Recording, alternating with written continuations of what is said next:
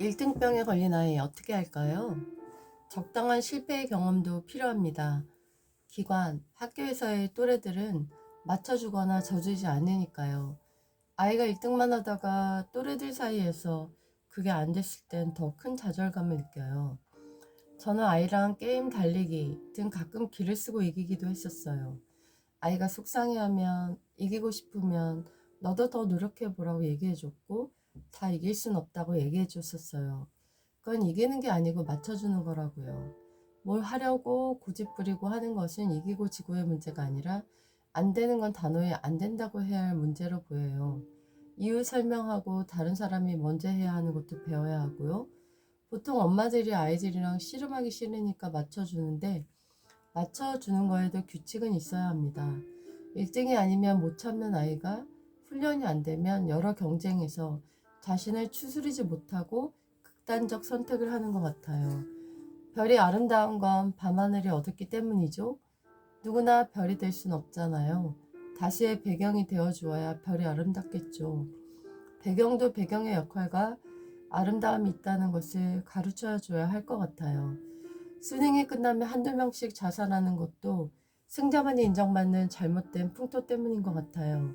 이인자도 꼴찌도 각자의 삶의 행복과 기쁨이 있습니다. 예전에 붐님이 한 프로에서 자신을 삼류라고 말하는 걸 듣고 네 맞아요. 저 삼류예요. 저는 삼류가 저랑 맞고 즐거워요. 라고 인정하는 걸 듣고 무척 멋지고 좋다고 느꼈어요. 모두가 인류 1등을 지향할 때 자신의 성향에 안 맞는 어색한 옷을 입지 않는 자세도 1등병을 고치고 그것을 앓고 있는 요즘 시대에 필요한 태도가 아닐까요?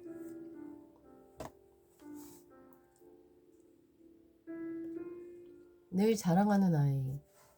우리 아빠가 회사 상무예요. 연봉은? 우리 엄마 고소득자예요. 전문직이고요.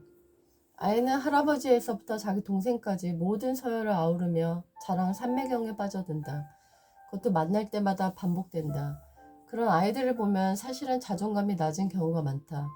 열등감과 우월감은 동전의 양면이기 때문에 말로 떠벌리면서 자신과 관련된 사람들의 우월감을 말함으로써 무시당하지 않으려고 한다. 그리고 오히려 상대를 무시하는 바람도 서슴지 않는다. 어린인 경우엔 손절 외엔 답이 없지만 아이들은 교정이 가능하다.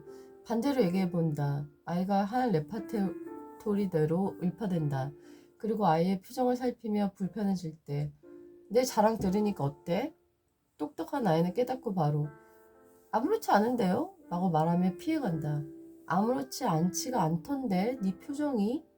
이렇게 말하며 교정을 시작해본다.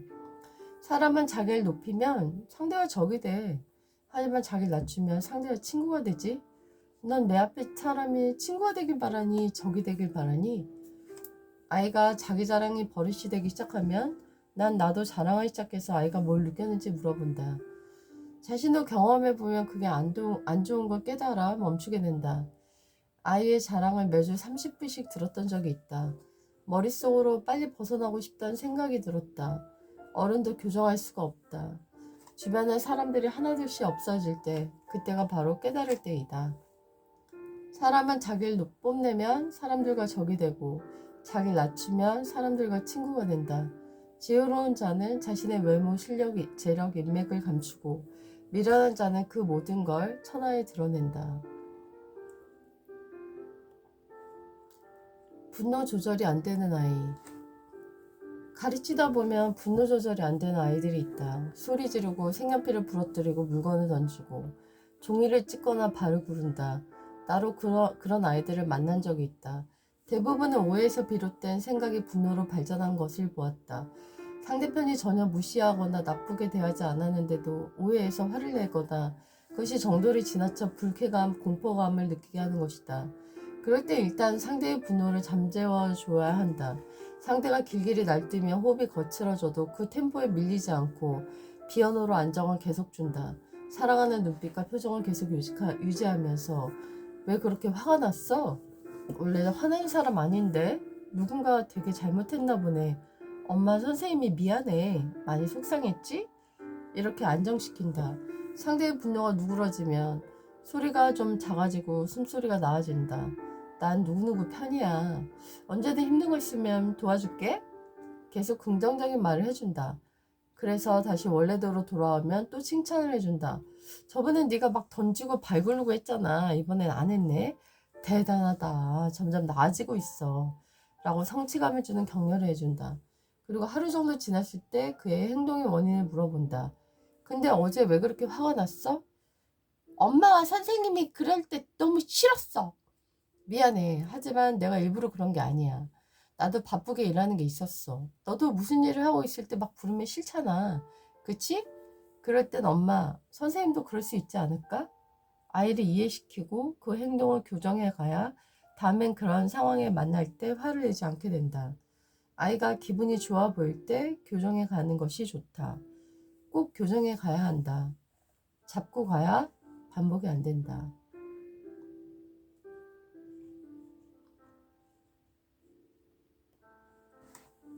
내 학원비는 딱 50만 원까지다. 내가 알던 학부모 중에 가장 지혜롭다고 느낀 분이 계셨다. 이분은 잠자리에 들 때 아이를 팔베개 하고 그날에 있었던 일을 얘기하셨다고 한다. 그리고 내 학원비는 딱 50만 원까지다. 이게 최대치야.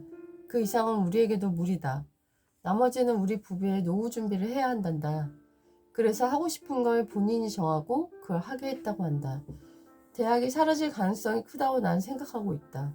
코로나로 집단 수업이 어려워지면서 줌이 빠르게 대체되고 있고 가성비 따지는 요즘 과연 수업적 질이 부족해 보이는 대학 교육을 400에서 500씩 주고 할까 하면 안 할 거란 생각도 든다. 이전에 목욕하며 수업한 대학 교수가 뉴스에 나온 적이 있다. 줌이라고 욕실에 누워서 수업을 한 것이다. 그동안 어떻게 이루어진지 모르는 대학 수업이 화상 수업이 되며 공개되면서 수업의 수준을 경험한 부모들이 대학의 졸업장 하나 때문에 대학을 고를지는 의문이다. 그 스펙이 늘어나면서 과연 기업들이 임금 비중이 높은 명문대를 선호할지도 의문이다. 주입식, 암기식, 사지선다식 사고로 길들여진 아이들이 자라서 단체 생활에 적응을 못해 1년 내 퇴사 비율이 높아졌다. 명문대는 나왔는데 회사 생활을 미숙한 자녀의 미래는 어떻게 될까? 공교육의 실패는 우리 모두 느끼고 있다. 대안은 말 그대로 대안학교가 아닐까라는 생각이 든다.